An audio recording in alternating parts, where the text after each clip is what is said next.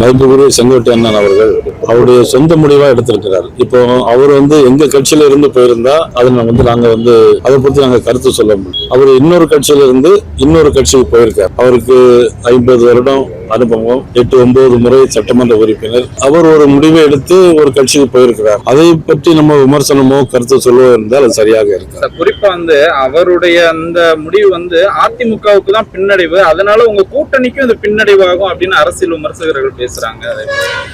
1972 புரட்சித் எம்ஜிஆர் கட்சி ஆரம்பிச்சு 77 ஆட்சிக்கு வந்தார்.